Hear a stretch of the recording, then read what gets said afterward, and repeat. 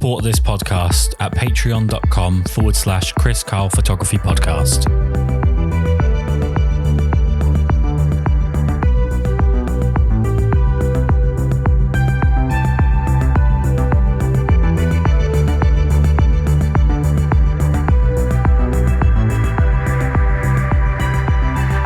We got so much to dive into with this one, but obviously, as I always like to start these with, is just finding out why it was that you first took an interest in photography. What made you first pick up a camera?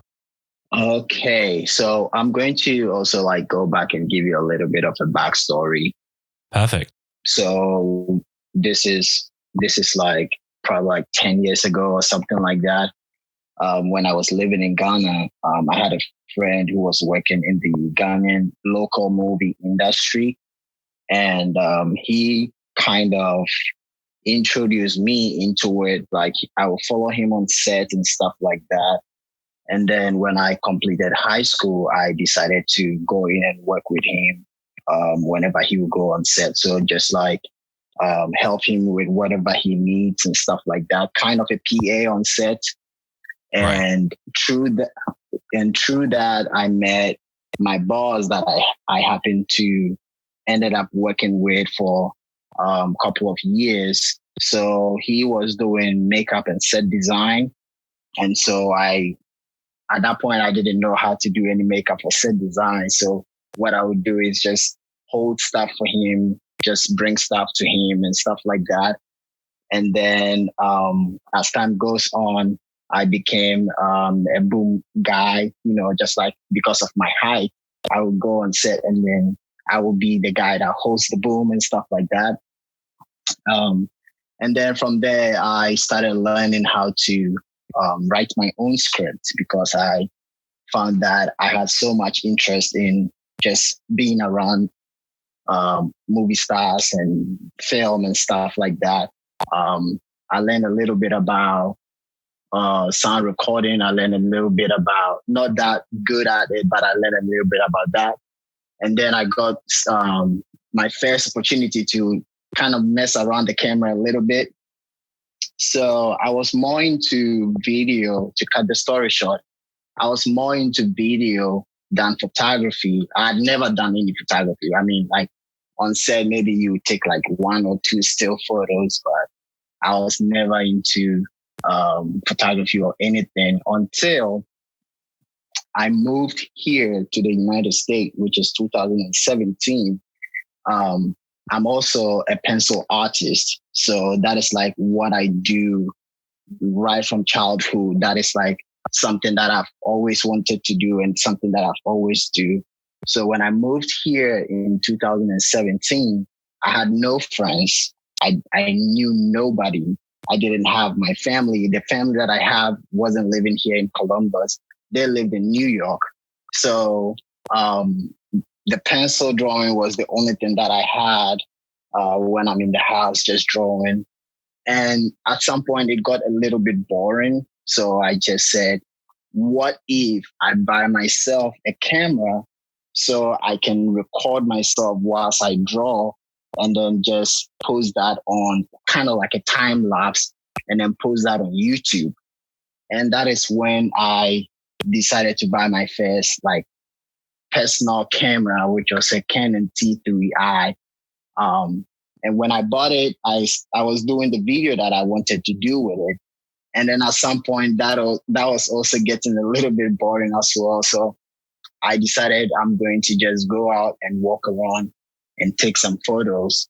And at that point, I didn't know much about photography. So I would just go on YouTube and just watch some tutorials and stuff just to know my settings and stuff like that. And then started taking photos from there and never looked back. I mean, you sound like an insanely creative person. Is being artistic and creative something that runs in your family? Yeah. So my dad works with leather. He makes shoes and belts and wallets. So anything leather, he makes it. And I have known him ever since I was born to be doing that for his entire life. So he's never done anything else. than just working with leather and making shoes. And then I have my uncles that are into painting, and then I have architects in the family. I have an aunt that is like a seamstress. My sister cooks. My junior brother, who also just completed high school, he also wants to go to the university and do some art as well. So it runs through the family. I think we have a lot of family members that plays instruments and stuff like that. So I think that's where I got it from. And when was it that you first started shooting film? I started shooting film not long after I started doing photography. So like I was saying, I knew nobody here. And so when I started doing, taking photos on my digital camera, I opened an Instagram account. I had an Instagram account for my pencil art, but I didn't have any for my photography, obviously. So I created one for the first time. And I remember when I would go out and take photos that really suck, I would tag almost every single photographer that I know in Columbus at that time. Some were even getting upset and blocking me and stuff like that. It's a funny story. So I think there was one time where I said something on my story like I'm new in Columbus and I'm about to go downtown and shoot if anybody is around to shoot, something like that. And then I had two guys reach out to me. One guy, his name was John. He was the first friend that I made here in Columbus. And he was also a little bit into video as well. So we kind of clicked from there.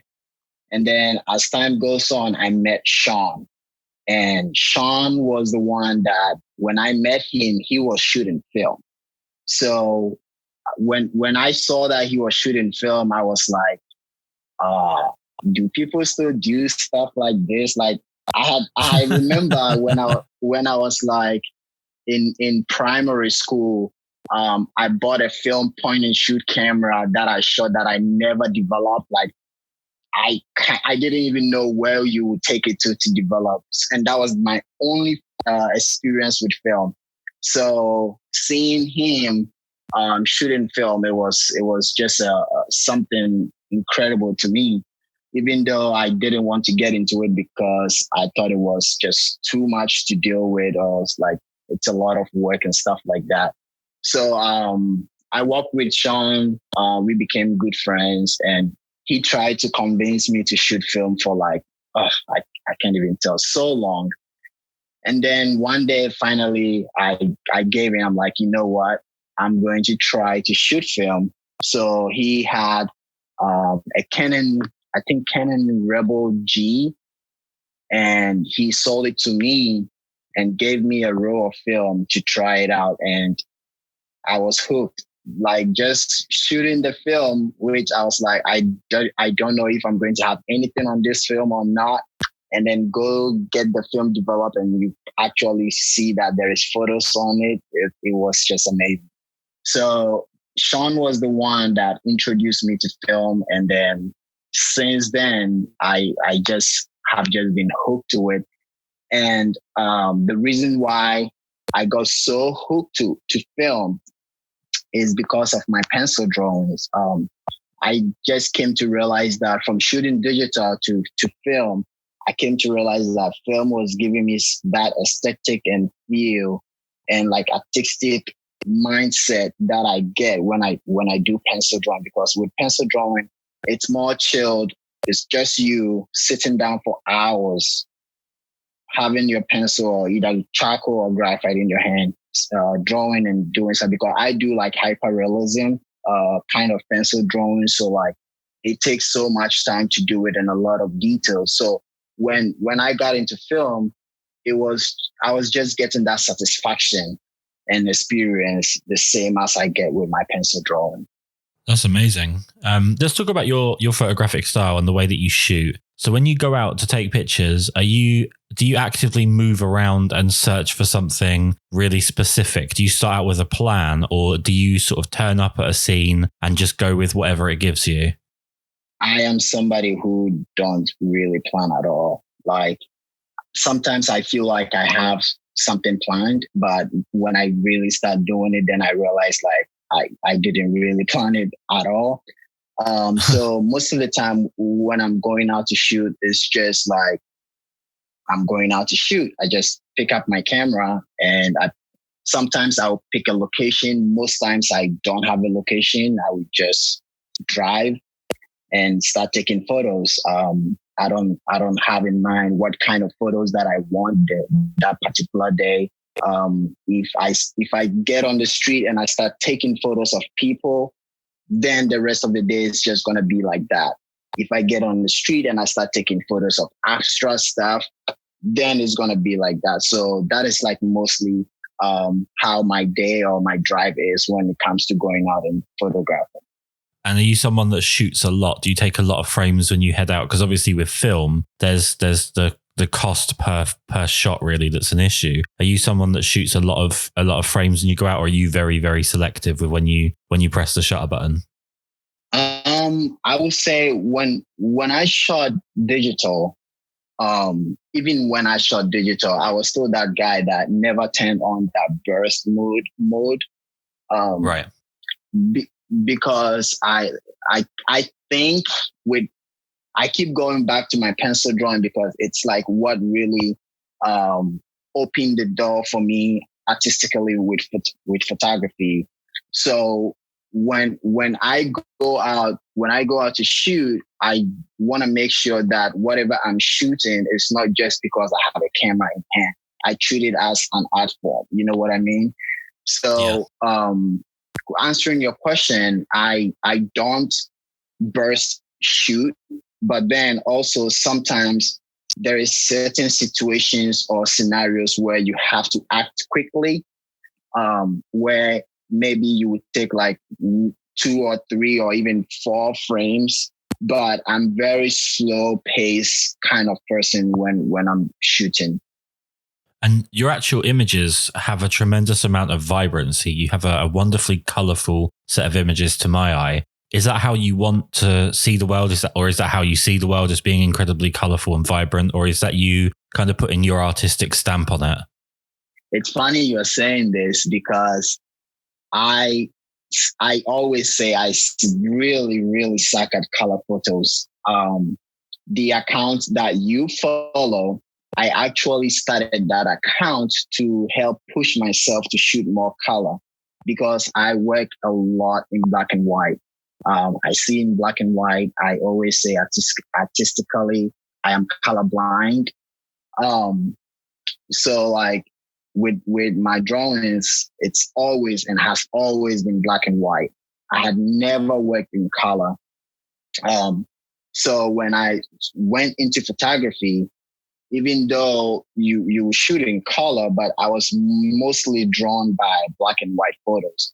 So my first Instagram account that I created, I started with black and white. And then when I started getting into street photography really much, I created a second Instagram account that was just black and white photos, and which is Boateng_street. And so with the accounts, the film digit is just recently that I started it just to push myself to shoot more color. And I love and appreciate color a lot. And sometimes I try to just let people see representation of what I wish I could do. I don't know if that really answers your question. Just like what I wish my color photos will stand out to be, how vibrant it will be, because I grew up in places where there's not much vibrance around me. Like I said, my dad works with leather and it's all muted colors. And personally, I'm somebody who you will never see wearing something very vibrant or colorful. I'm always either in black or white or something that doesn't create more attention to myself. So the color photos is just something that I started just to teach myself how to be good at color photos and just have fun with it. Well, I think you're absolutely crazy because I really, really, really enjoy your color work. And I'm someone that I personally prefer black and white film when I'm looking at other people's work, but I really enjoy your color work. So I completely disagree with you about whether or not you like your own color work. I think it's fantastic. With your black and white work then, are you someone that likes to find really harsh midday light and work with the shadows and the sort of geometry? Or are you someone that's just more focused on the subject and the light just is what it is? I create photos as it is. I don't let weather or how harsh the light is or how low it is to influence my work at all. I know there are some people who like specifically go out to shoot at a certain times, and that I don't shoot like that. I go out and shoot whenever I feel like I have to go out and shoot, or whenever I feel like I want to go out and shoot.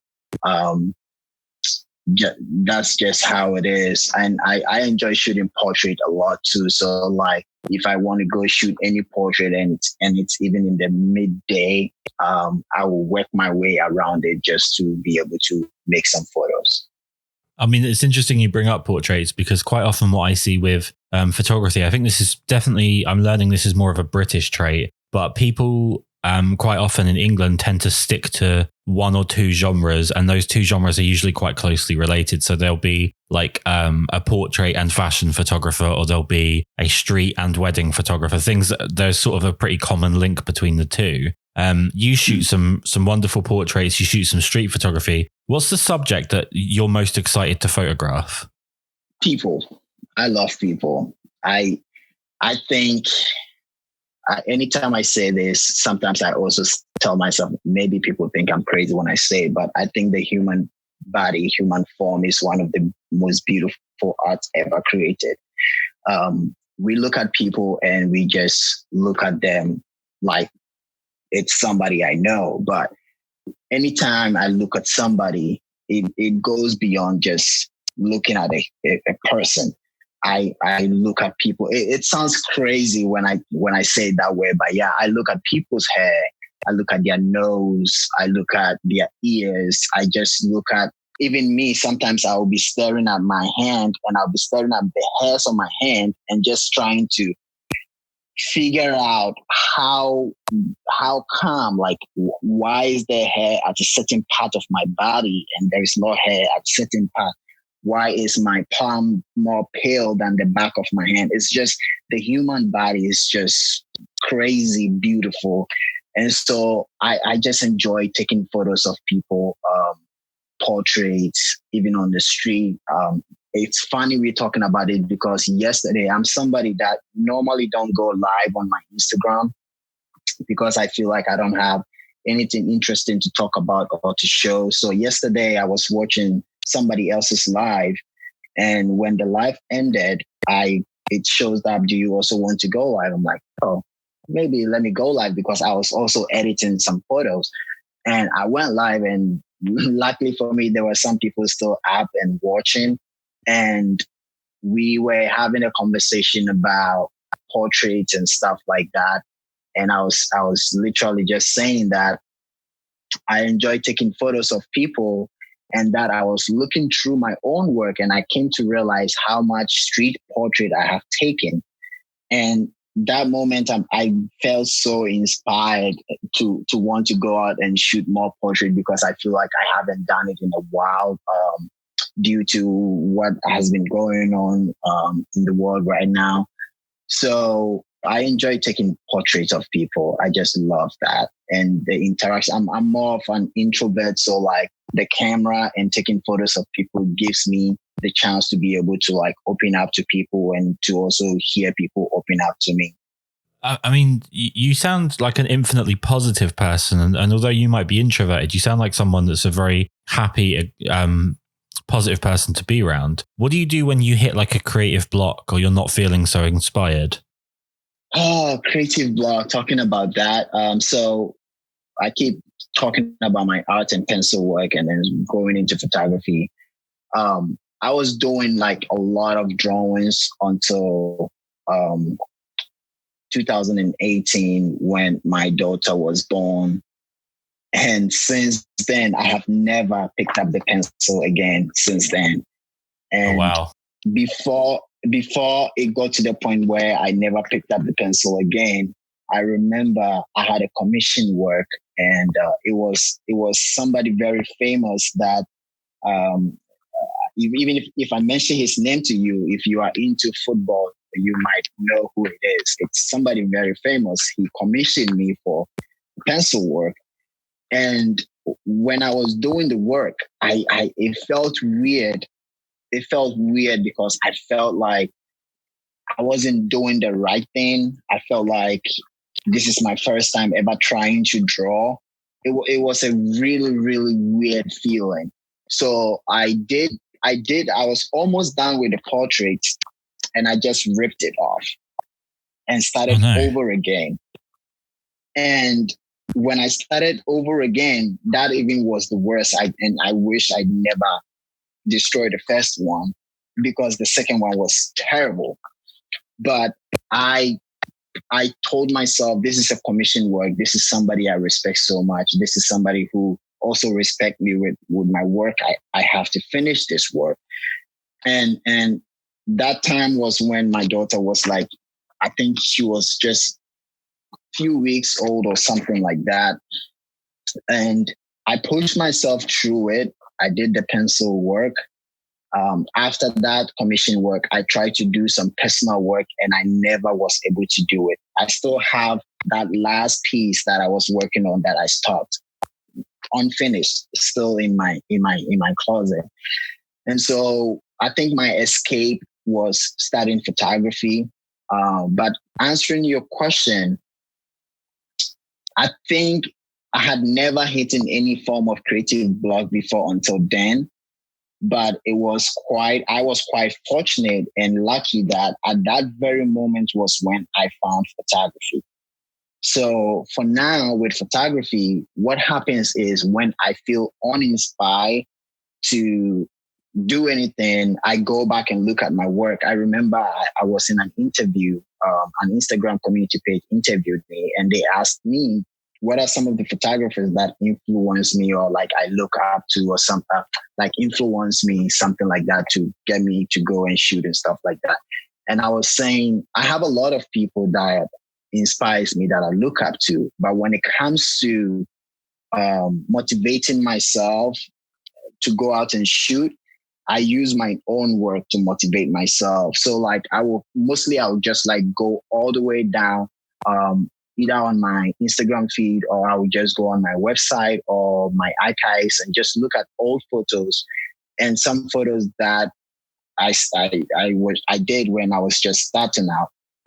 And that motivates me because I look at those and I look at what I create now, and I'm like, if I've been able to grow from there to now, I can only imagine what I can do from here to the future. And that is what really motivates me to go out and shoot. So anytime I feel like I'm not motivated to create anything or shoot, I try to stay away from looking at other people's work, because I don't want to use that as a form of motivating myself, because I feel like once you go out there, you end up creating people's work instead of your own work. Right. I don't know if that makes sense. No, I completely agree with you. I think it's something that it's very easy to fall in the trap of. If you spend all of your time looking at other photographers' work, you end up kind of just subconsciously recreating what you've seen. Even if that's not your intention, you just tend to end up doing it. Right. One thing I wanted to ask you about, because I know, well, I hope I know that you've done, outside of the film photography community, I don't really ever hear anyone talk about zines and putting together zines. And it's something that seems to be fairly exclusive to the film community. And I'm just wondering about, from your perspective, what it was like to put a zine together and what your reasons were for doing it. So I have, even before photography, I told myself some time ago that one day I want all of my drawings to be in some sort of a book. I've always been a fan of that. And so when I started photography, especially this year, I remember I called a very good friend of mine and I told him, I feel like this year I want to make 3 books. I want to make one about street photography. I want to make one about like a magazine fashion form. And I think I said I wanted to make one about portraits or something like that. And so before I did my zine, I had already started a book that I featured two of my friends. And the reason why I featured them was I am not that huge here, or I'm not famous or anything. I have not made it, but I have a representation at the gallery here. And I've had a few murals in the city. I felt like a few people knew my work, so I wanted to bring my friends along with me for them to also, get somewhere, or Right. to be able to put their work out there, because they had never, I go out and shoot with them, but they never even talk about prints or like making a book or anything like that. So I brought them on and we all sat down and talked about making this book, which we did. We put it together. It took us weeks and months, but we put the book together. We were at the final stage of making the actual print of it when this whole pandemic started, and we had to put that on hold. So when we had to put that on hold, it was a really bummer for me. And as everybody else, we were all stuck in the house, not having much to do. I was going through my photos and thinking about what I could do with them. But I think what influenced it a little bit was just seeing the amount of work and zines people were putting out. And I felt like, why don't I? So whilst I was looking through my photos, I came to realize I think in two folders, there were some photos that were similar, like as far as putting them together as a book. So I just said, why don't I also like see what I can make with these photos? So there were a bunch of it. I went through it and I came to realize that the journey that I make, which is like sometimes, like I was saying, I will just drive, no destination, just drive around and take photos. And I came to realize that there were a lot of that photos that I've taken of back roads that I go on. So like I'll set my GPS to be off the highways and freeways and just take me back roads so I can just photograph. And that was how I got my zine and how I got the name, The Adventures of the Backroads Adventure. So let me ask you a broad question about yourself here, a little bit of self-analysis on the way that you view your own work. What do you think your biggest strength is as a photographer? I think my portraits is my biggest strength. Like I said, and it all comes to my love and relation to people and in the human form. So I feel like portrait allows you to see people for who they are and just see like whatever emotion they are going through at that very moment when you hit that shutter. I remember I was telling somebody the other time, like when I'm going to take a portrait of somebody, I try not to get the photo at the very point where they think I was going to take the photo. I don't know if you get what I'm trying to say, because Right. people are always ready. And then when we all do that thing like 1, 2, 3, or 3, 2, 1, and then snap. I would take 2 or 3 seconds after I have said that. And that is when I take the photo, because at that moment, they are not posing anymore. You get a true representation of them. So I think portrait is one of the parts of photography that I really, really enjoy. And in terms of yourself shooting, do you have any bad habits when you're out shooting? Probably a lot. I think when it comes to fashion, I sometimes I feel like I don't know what I'm doing.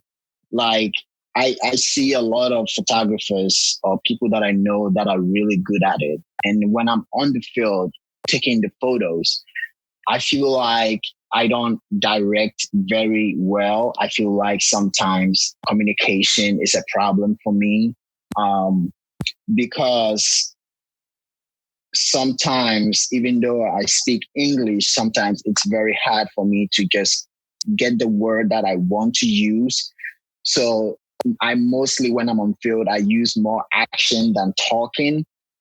And if you are working with a model or somebody that doesn't understand that language that you are trying to tell them and they want like actual words, it's kind of difficult for me to explain myself to them how I want them to do when they are not like looking at what I'm trying to let them do. I don't know if you understand what I'm trying to say. Yeah, no, I totally get you, 100%. To be honest with you, I only speak one language and sometimes I struggle to find the words. So I think it's incredible to be able to speak 2 or 3 languages anyway, let alone, understanding the point of view of not always finding the right words. I have the worst habit when I'm directing of saying stuff that like, especially when it comes to like compliments. I think it's an English thing. We're not very good at complimenting each other. And I have a really bad habit of saying stuff that sounds like it's not a compliment, even though I'm intending it to be a compliment. And I'm always scared I'm going to end up offending someone. Okay. So what do you prefer when it comes to photography? Which do you prefer? The actual process of going out and taking the image, or do you prefer the end product?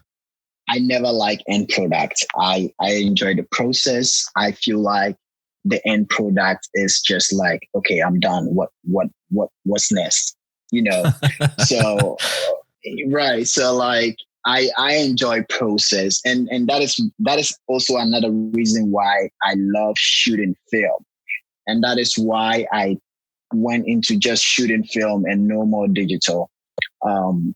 Because even though recently I started uploading digital when I got an Expo 2 to do videos. Anyway, I enjoy process. I always want to be in the act of doing something than when I'm done and just sitting idle. No, I can't think of 2 places that could be much more different than, originally coming from Ghana and then being in Ohio. Have you ever considered, I don't know if you have done this and I've just missed the point here, but have you ever considered putting together like a zine of photographs from back in Ghana? Because I'd love to see Ghana covered with film photography, especially coming from someone as artistic as yourself and someone that's kind of taken the American route when it comes to street photography.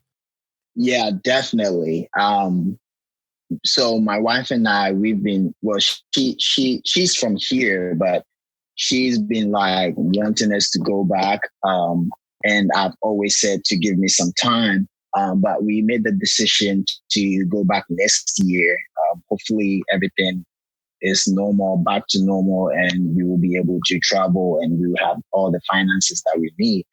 But yeah, I always said I wish I did photography as much as I do now when I was there, because I can always see like photos on the streets and places and stuff, and even my personal family and stuff like that. So I have plans of going and doing a long-term project. I told my wife, when we go back, you will definitely come back before me, because there is a lot of stuff that I want to capture. There's a lot of photograph that I want to make.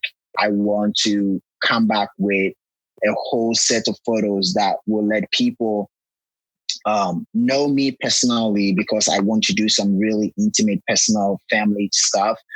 I want to also let people know how I grew up. So like the neighborhoods that I lived, the schools that I went to, the places that I went to play, the friends that I hang out with. And I also want people to know my country, my city, where I grew up in, and then the country. So you can see it's a whole lot of work.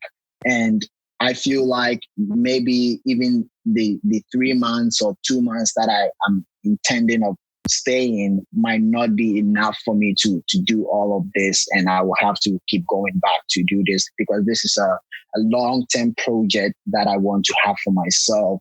And like, most professionals will advise you, like as a photographer, you always have to have a long-term project. And this is my form of long-term project that I feel like I want to do and use that to tell my story. It sounds absolutely amazing. It's something I would genuinely love to see. And And especially once you've done it, I'd love to have you back on the podcast to talk about how like it went from the planning stage to what you ended up with. My last question for you, and I'm really thankful for you taking the time to do this. My last question for you is, obviously we've just talked about Ghana and you're currently in the United States. Is there anywhere else in the world that you'd love to go and photograph in particular? I would love to come to Europe. I have never been to Europe. At some point in high school, I thought I was going to move there, but it didn't happen. And now that I'm doing photography, I'm just so like, I wish I'd moved there and be able to see Europe and be able to photograph, because I think Europe is so amazing. So Europe is a place where I want to come and photograph. And then Africa, there are some places. So I've been to Egypt before. I've been to Ethiopia. And at that point, I wish I did photography. So I would love to go back to Egypt. I would love to go back to Ethiopia. I would love to go to one of my friends' country where he's from, Rwanda. I would love to go to Uganda.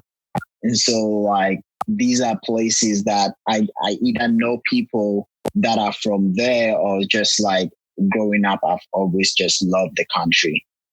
I mean, this has been so inspiring. I come from a point of view of being incredibly pessimistic. I'm a fairly negative person, and you sound so positive and so proactive as a creative. It's actually really inspiring. The most important thing with the podcast is that people know where they can go to find your work. So where's the best places for people to go on Instagram or websites or whatnot for them to find your work? The best place to find my work is my website. I feel like once you are there, it channels you to everywhere, my YouTube, my Instagram, and everything. So my website is kboateng.com, which is KBOATENG.com. Once you get there, you see all of my work, my drawings, my photograph, a short film that I did.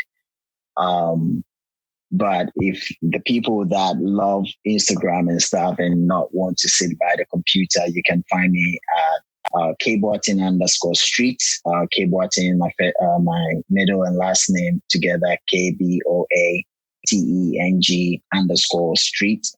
Or you can also find me on the film Digits, which is like where I show my color work. Again, thank you so much for taking the time to do this. I think a lot of people are going to be coming your way from hearing this. You sound like an absolutely amazing creative person, and you're making me feel slightly bad about myself. But thank you so much for the chat.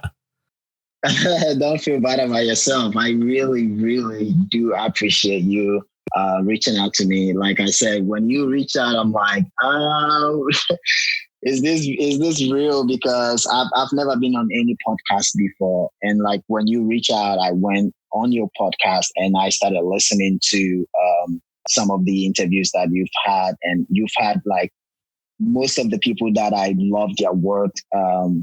Recently, I know you had Jason on there, and then you've had Zach on there. You've had Karl McDowell, which he's one of the guys that I really, really love his work, and I really enjoyed that. So I'm very, very, very happy and fortunate and thankful to you for having me on here. I know you mean it. We're falling like stars. I know you noticed the chaos around us. I feel so close to you.